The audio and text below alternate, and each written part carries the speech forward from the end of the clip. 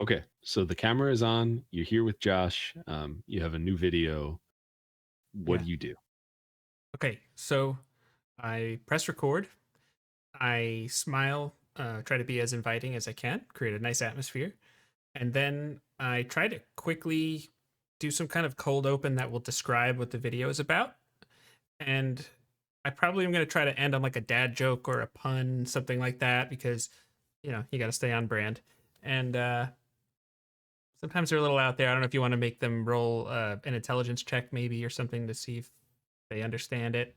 But, you know, I think, yeah, that's what I do. They didn't get it.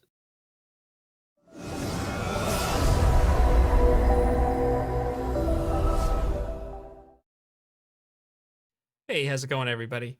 I'm Jake, and this is Josh. And today on this JNJtabletop video, we're going to be talking about how to encourage your players to roleplay more. This is actually a very common thing. I feel like that a lot of dungeon masters are always saying, whether you're looking on like a Reddit forum, video comments, whether YouTube or whatever it is. People are always like, "How can I get my players to roleplay more? How can I get my players to roleplay more?"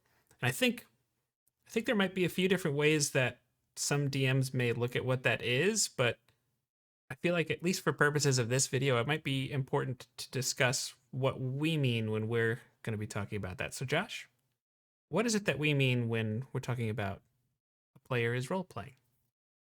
So, um, first off, I'm gonna say this is. I'm glad we're talking about this now because it's perfect.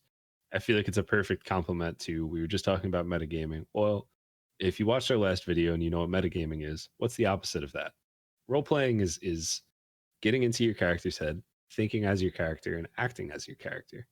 One of the things that me and Jake were kind of laughing about before is a lot of players or in DMs too, they think that role playing is just like talking in funny voices and that kind of stuff. And then they're like, yeah, like, oh, huzzah, I am role playing.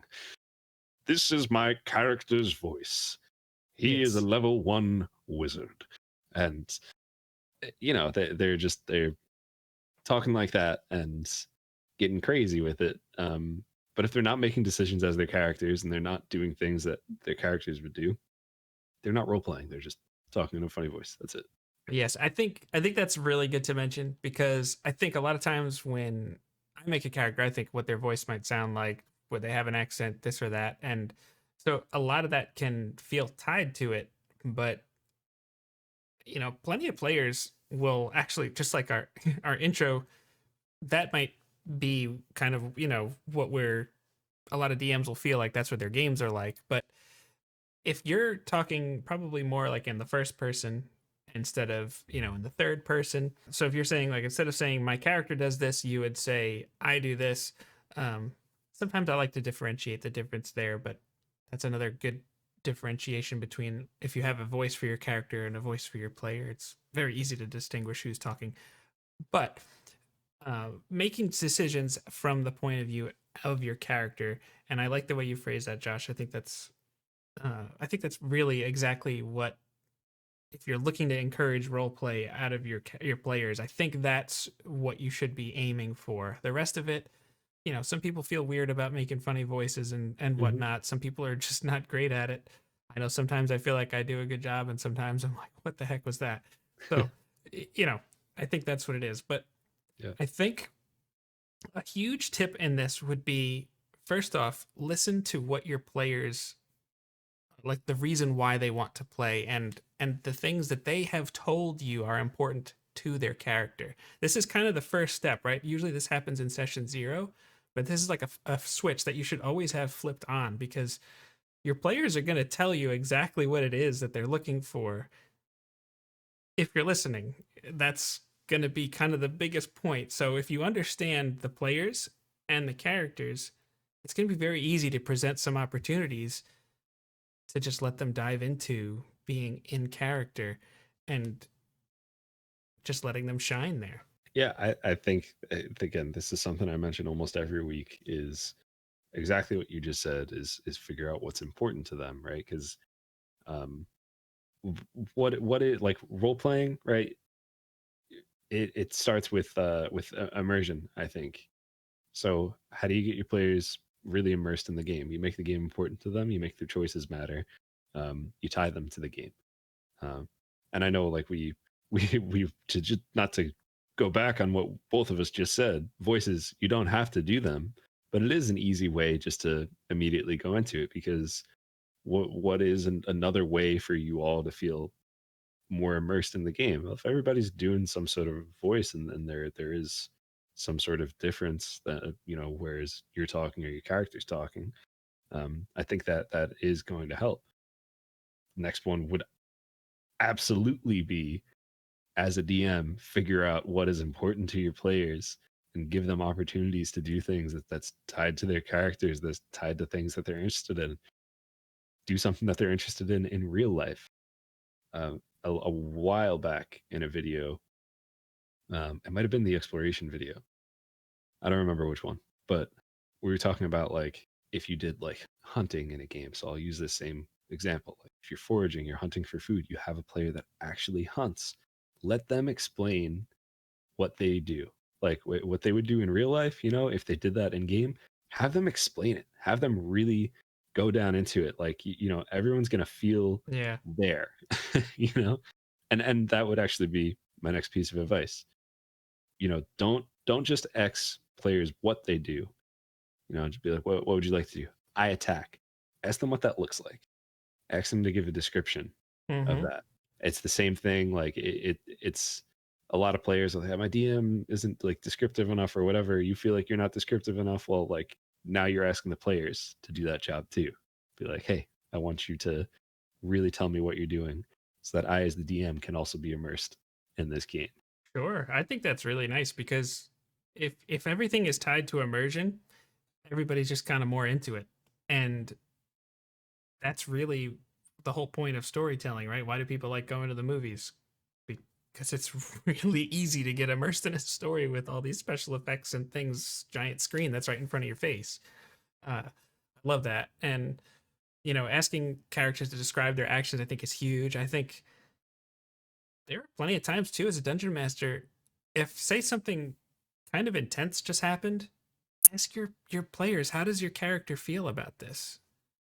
Hmm. Let them pause for a moment to think about it and just go, how do they feel about this? If they're thinking about how their character feels about a situation, there's a real good chance that they're going to have their character act in accordance with what they should be doing.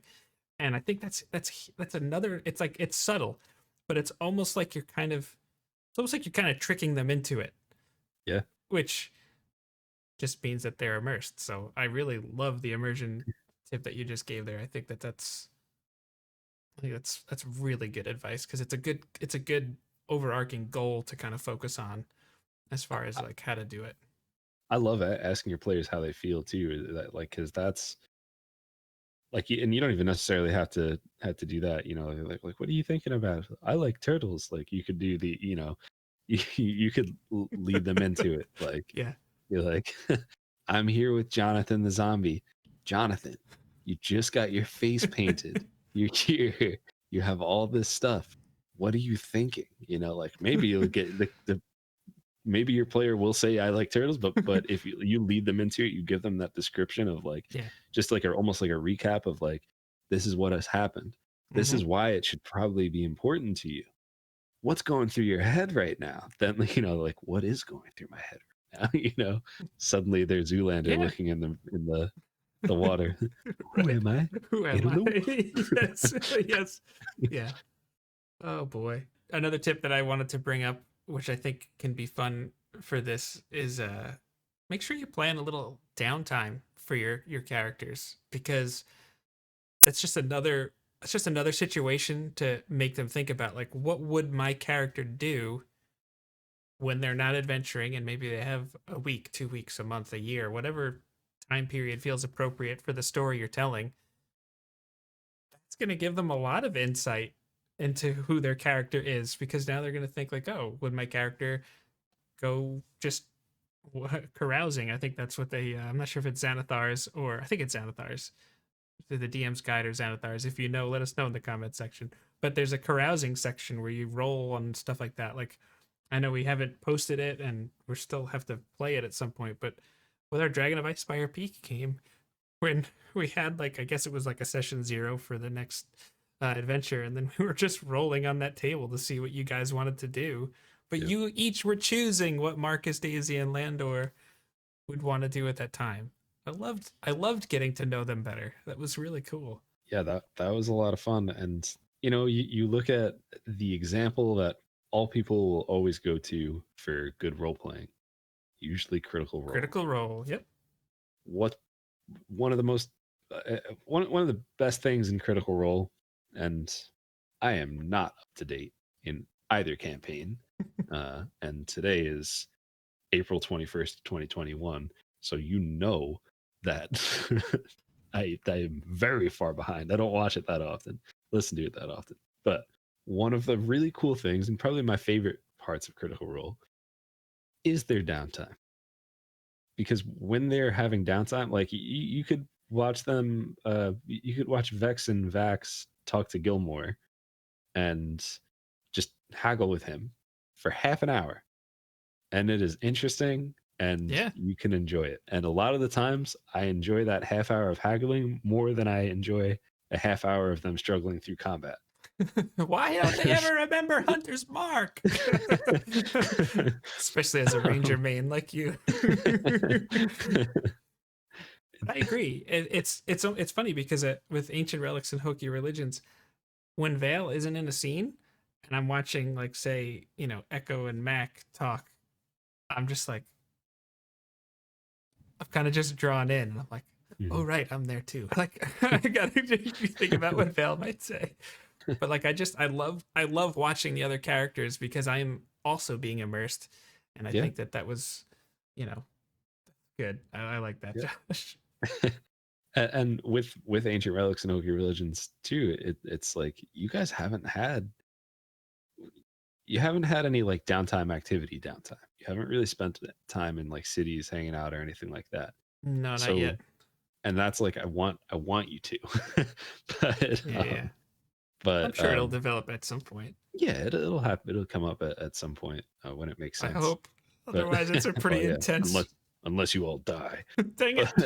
But, but if you're in a campaign like that where everything has been kind of intense and you've just been on one thing to the next thing to the next, or I guess more if you're a DM in a campaign like that, it just doesn't make sense to take them from like the Savalier Wood and just send them straight to like Bisis Teal or something like that, and just be like, all right, well, yeah, you're in a city now, even though it doesn't make sense for you to be in a city now. You could still give them some downtime. You focus and really like center in on those moments where they're not um, stuck in trying to figure out some puzzle or in some sort of combat. Give them moments to talk to each other and to like, all right, they're doing their long rest. Be like, all right, well, what do you do before you sleep? Right. This when you're talking about like Echo, before he sleeps, he meditates. Before he Yeah. gets up for the day, he meditates. Right. Him explaining that opens up the door for Melly to come in, and then for her character to be like, well, what are you doing? How could I do that? Oh, that was one of my favorite scenes in the whole show. And I love that too. Yeah. And it really was. So, Meditate quieter or something like that. think about nothing quieter.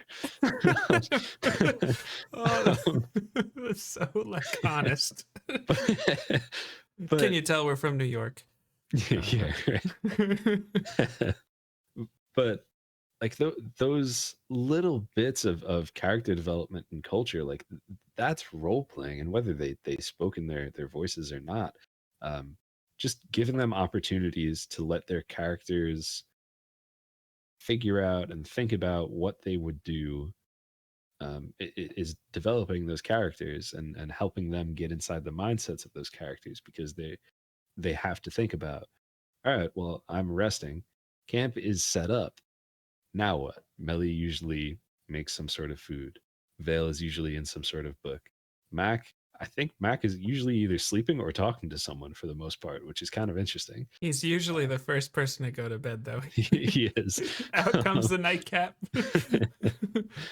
And Echo is usually doing some sort of meditation thing. Yep. And all of that, none of that is something that's like written down on a character sheet. None of that is something that I told you to do. That's just what you naturally Yeah. ended up doing when you were Yep. given opportunities to figure out what your characters would do, and you had to role play those moments. Mm-hmm. It's really it's very true because it's one of those things where you kind of don't understand who your character is until you're in those situations. And I know we've talked about it. I think we did it as a lesson for Rare Drop Roleplay, where we said like when you're role playing your character, sometimes it's like the first season of a TV show too. Like it might take a few episodes or a whole season sometimes for some characters to really hit their stride, and that's okay. I feel like if you're, you know, Michael Scott was not the same character in season 1 as he was in season 2, and that's one of the greatest shows of all time. So I think, you know, let your characters, let your players develop into this naturally. I don't think this is something that you need to try and force, especially if you've felt any kind of resistance. Like, you know, you could be like, oh, they're in this scene, RP it. You could kind of just like throw the wall down there, like, ah, it's like, if that's not something they're comfortable with and you do that, you're probably going to turn them off to it, and they're going to be hypersensitive to any attempts at that. But if you just, what are your characters thinking about? What are they feeling in this situation? Maybe you have during the week and you're in your group text. That might be something to just throw out there. You know, it doesn't even have to be an in-game time, you know, thing that could be working out for you. So Yeah, yeah, let this develop naturally, because I think you'll be surprised how much role play actually may already exist at your table if you're looking for it. I don't know if we mentioned it already, but with role playing in general, ability checks. When your character or your players at the table say, you know, I want to roll intimidation. Okay. How do you intimidate? What do you say to intimidate them? What do you say to persuade them?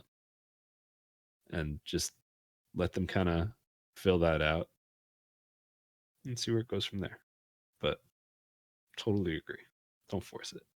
People aren't receptive to it. Drop it. Have a conversation with them in real life and see where that goes. And then one other like quick and easy thing that you could do, and this isn't going to work at every table, but it can be a little thing that'll help, is just call the players by their character name when you're addressing their character. It could just be just another little reminder of like, oh yes, this you're talking to the little dude that occupies this spot of my brain right here. Yeah, absolutely. I hope this has been helpful to you. If you have any other tips for anyone of how to get your players to role play, or are you a player who likes to role play, doesn't like to role play, anything like that, let us know in the comments, because it's kind of an interesting topic, and for some reason it's a little divisive too at times. So Mm. I'd definitely love to hear your thoughts on it. So definitely let us know in the comments, and we'll check those out. Yeah, and if you have any time that you would look back on that maybe you didn't originally think was role play, maybe after watching this video, you think it was there. I'd love to hear about that too, actually. I think there's a lot of special games out there, and I think, what is it? What is this thing? The whole journey was the friends you made along the way. You know. Yep. So, but yes, let us know. Like, comment, and subscribe. We love you, and we'll catch you next time. So here we go again.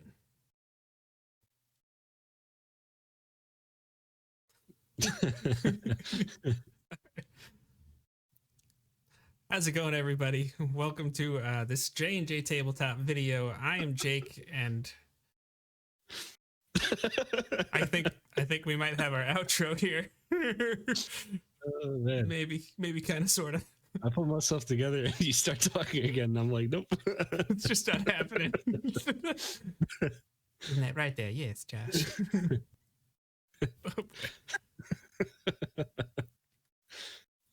Oh man, I'm sorry. We're going.